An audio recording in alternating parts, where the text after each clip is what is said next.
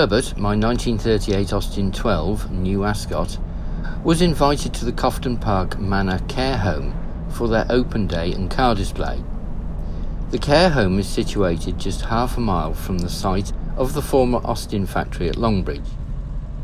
The route takes us through the delightful Worcestershire village of Alvechurch, past the Red Line and up the hill towards Barnt Green.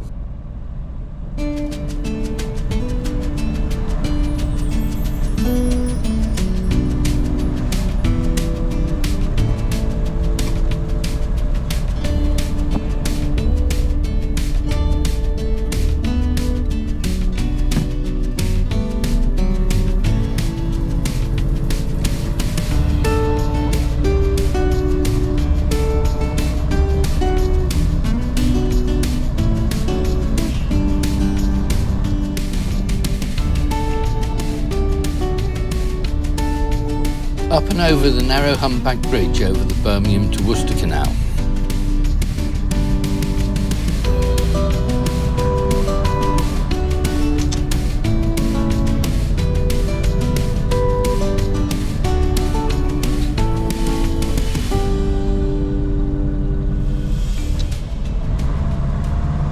On Rose Hill, as we pass the Rose and Crown on the right, we're forced to change down to third gear as the incline increases. During the early years of the Austin Motor Company, this hill would be used to test the cars after they'd been completed. Mechanics would drive them up the hill, take them back to their workshops and make adjustments, and then revisit the hill, repeating this until the performance met expectations.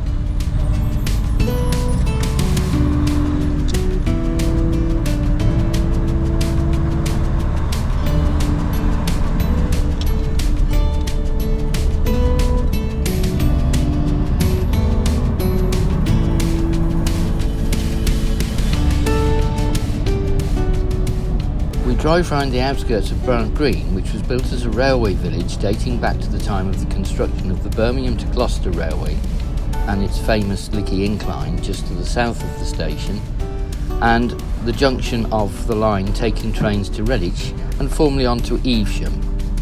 We go under the 4-line Birmingham to Gloucester line.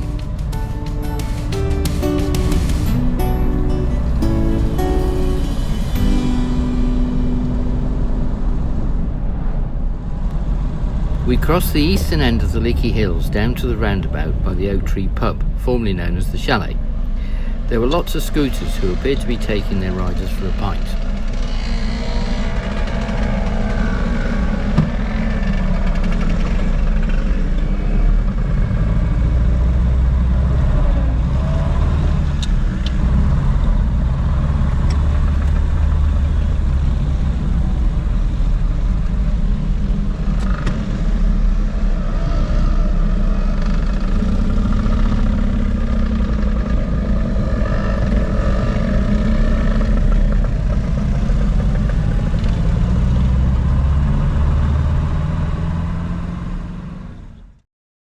When your classic car cover is coming up for renewal, try our club scheme arranged with Peter James Insurance.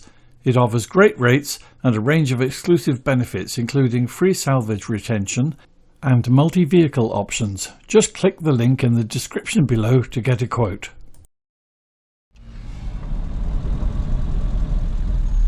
And here we are arriving safely at Cofton Park Manor Care Home, built on the site of a former MG Rover Group garage. Where would you like it?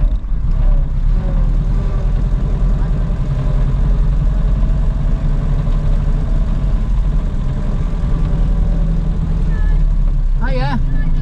I'm alright, how are you? We were welcomed to the show by none other than the Pride of Longbridge organiser, Gemma Cartwright MBE, who took a coach load of Rover wives to Downing Street to tell Prime Minister Blair to do something to save the factory at Longbridge. Her grandson Leo soon found his way into the Herbert's driving seat and also found what the button in the middle of the steering wheel did.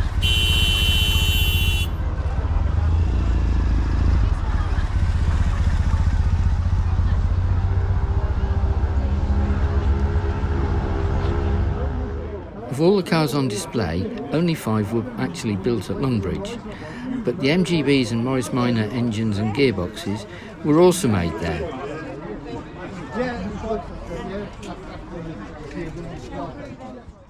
The Morris Minor, launched in 1948 by Morris Motors at Cowley, was, apparently, a pretty mediocre car, but after the formation of BMC in 1952, the Austin A-Series engine was fitted, and this brought it to life.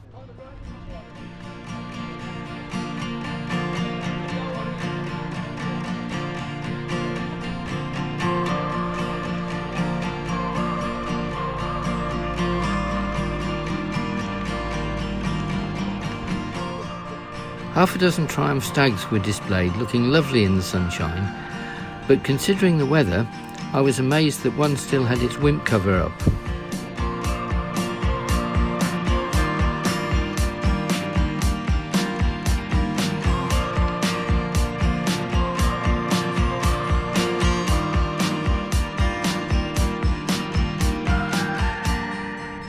Herbert stood by a lovely MG ZT and a low mileage Rover 75.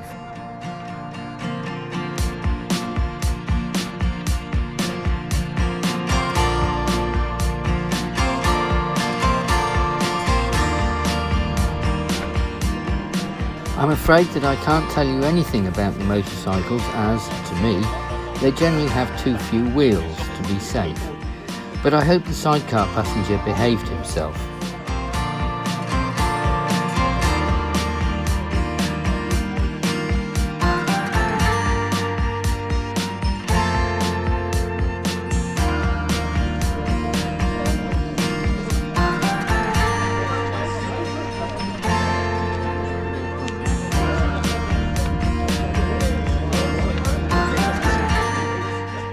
Bromsgrove MG Owners Club brought along a collection of Abingdon-built cars, as well as an MGF built down the road at Longbridge, all looking very shiny.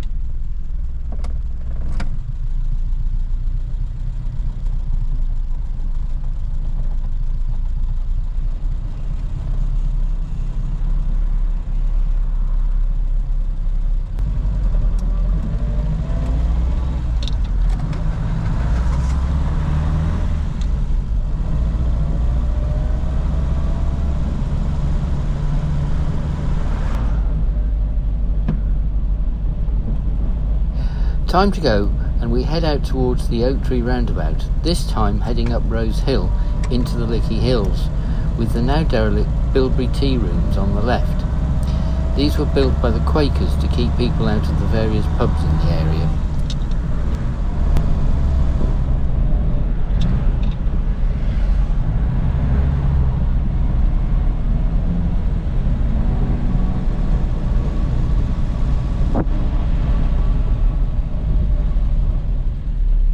We are calling in at the churchyard to pay our respects to Lord Austin and his wife, Helen, who are buried there.